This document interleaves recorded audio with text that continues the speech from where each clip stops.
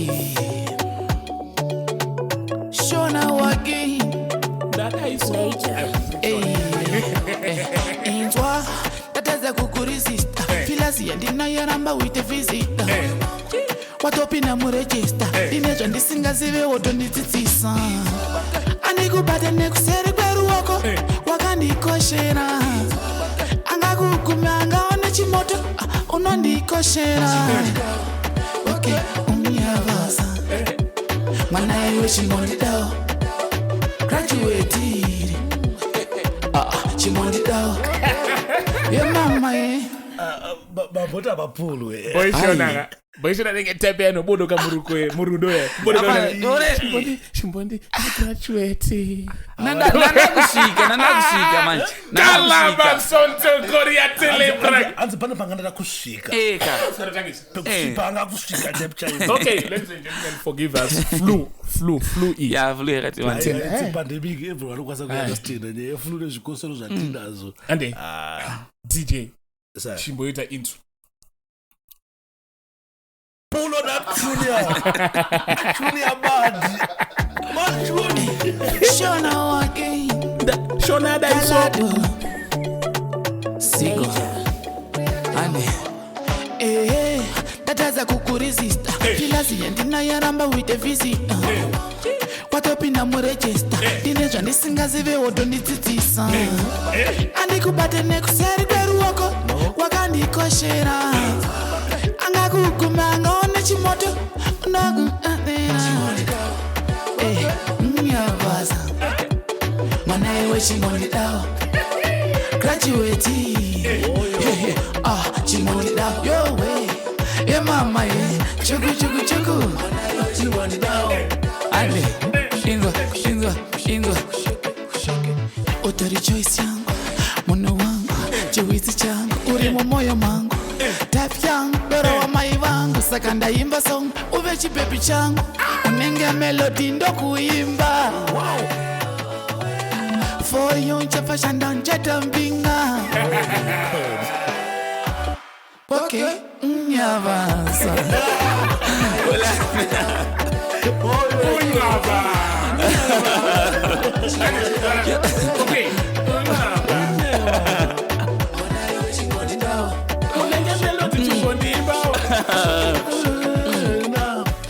tatadza kukurisista filasi yandinayaramba uite visita watopinda murejista ndine zvandisingazive wotondidzidzisa andikubate nekuseri kweruoko wakandikoshera angakukuma angaone chimoto kosi ndinokuprotekta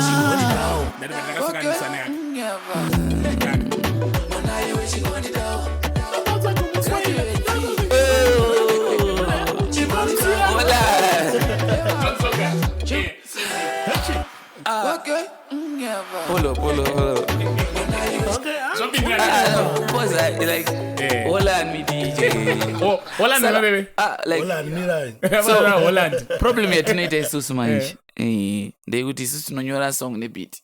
Atigone kumanya ma beats aya ma songs atakambova ne ma beats. And this one is honestly. But alright, it's okay. No, I'm komango. Ibasa langu Malaysia. Saka chitanga hii. Ndio imbira. Andi.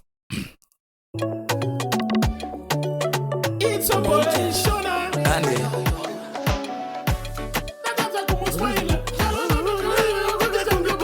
Ibotsi ai.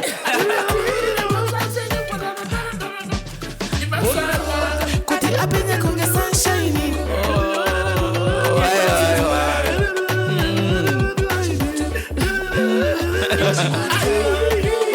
Atityisa cheme. Aba. Bet pinde ba face and. Basha langu.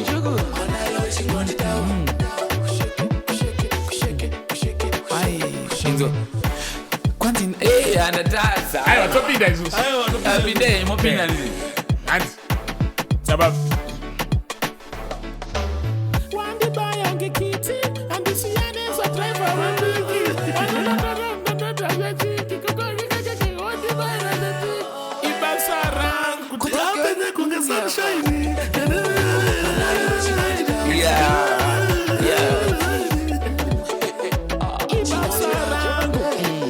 Mama hii. Aiwa, boy Shona ari kuimba. Nditi riziri repo. And numbers and straightforward. numbers chaira. Avaita zvezvo zvekujoberedzera. And akusango zichera chete. But still akapela yehona haizosare.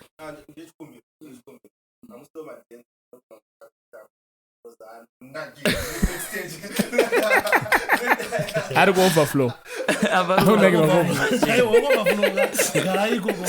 Tamai muri ikoko. But hona akapela munhu ngotora nyango pasina. Izvozvi. Dachiti tobozorora toi. Alright. Anyways, Tisada pena pa hona ini ndati ngodai. Then mu industry. MuZimbabwe zvinhu zvakaoma. You get it. Mu industry makaoma here. ya muindustry makaoma. Unaona music yakafana upenyu. Dzimwe nguva unoshaya upfu, dzimwe nguva unoshaya mari, ndozvakafanana kuindustry kweduko, kumusic.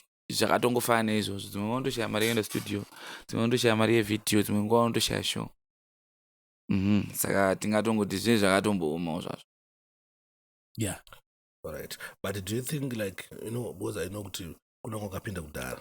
But do you think wakaenda kumberi kudhara ari kusapota iwe muri kumashure mbija? Unoona nge support vari kuisa iri enough here kana kuti vakungoti iwo kana vachigwina havasisina kumbochoka kumashure kuzoti kuna mwapfana vane same struggle yavandoziya. Do you think vari kusapota industry enough kana kuti vangofokasa neupenyu hwavo? Chandakaona munoona zvinoitika dzimwe nguva ndezvekuti dzimwe nguva ukasatokumbirawo haupiwe. Alright. Understand? So like Wakasagogodza exactly. So panga pacho panotodawo kuti isusu titosvikawo kwavari tichiti ana mukoma zvakamira so hapana pekuti munhu anenge akawandirwa munowandirwa motozive motowandirwa hapana pekutoti munhu unongototi kune mumwe munhu amene kubotereka mongooneka matongo muti wangu kana asina kuita show up. You need to show up first and then voona kuti no zveshuwa mufana uyu ari kutry kudai ngatimubatsire kusvika up. So ipapo hatidunyeperana inini hangu ndanisana nyanya kusvika ipapo pekuti no like kuti ndifunga kuti ningi haasi kundibatsira hanza pamwe hatondizive kana achindiziva pamwe afunga kuti handisi serious kana afunga kuti bo kana exactly you understand. Ayo boy Shona usati waenda I'm so happy ndine magloves angu under $800. Wow. Ndo peko wangu wow. 800. Ndafunga kuti ndima glass angu kaya andine 800 chitora mpana wangu ono recorda unindosesiyotenge Bowman Paris wow. This hatina mari isusu takaomera. Wow, okay. Ndombopuwa magloves angu kaya unogona ngoine anodhura darika just 800 yes. This is my gift to you. It's a token of kugona kwaunoita. We pray usvike top, you get what I mean. Tonamara usvike to the higher echelons of musical greatness. And because the talent is already there, chagosara uramba uchifamba that bad. Thank you so much. Artistry, much love, much respect. Thank you so much. After the 800 show, asi manyowani. Asi anyasobva pamoyo pangu kuti matomabvisa achitoona chichi. Alright, boy Shona. Ifoni yangu. Wait. Alright, it's okay.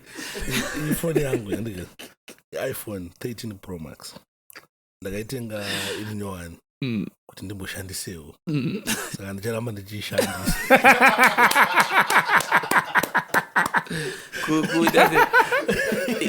panofanenge pane kanga element kana chekuita nezvangu ndichizwa music yako ada matoti kupusha zvenyu ndichipusha kupusha ndichinzwa uzimazoti pane mumwe munhu andondinzwa ari kuteerera kapalito makaziya moziya saka but ndichapusha music yako nefoni iyi much love. iPhone. Thank you so much. We thank God. So chitiro how I do acapella I think this is the biggest hit. Yeah, and shout out to Nezai. Shout out Nezai. Nena boom. Contribute to the music yo ende mberi. Shona kidza kuona magma stars aripo aita sezvonza kuti serious. Yeah, sure. Saka chimotorera acapella twataenda.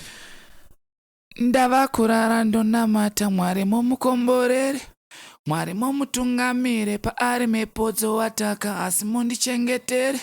Baba mumupfumbamire, she's so fine now. Handingamusiyeka, handingasvikuneka ndingamushayiwa, handingaripindi denga, handingasvikundendeka kana madiro andomidaya. Onai kana madiro anondidaya. Onai kana madiro andomidaya. Onai kana madiro anondidaya. Shona chipo takadanana tichingori zvivana, tekotamba nekutandana, weve mukana nekudana, waindidana tedanana, wengowanika muyangowana. See baby, you are me one and only queen, one and only queen. Kana madiro andomita. Onai Kana madiro andomita. Onai kana madiro andomita.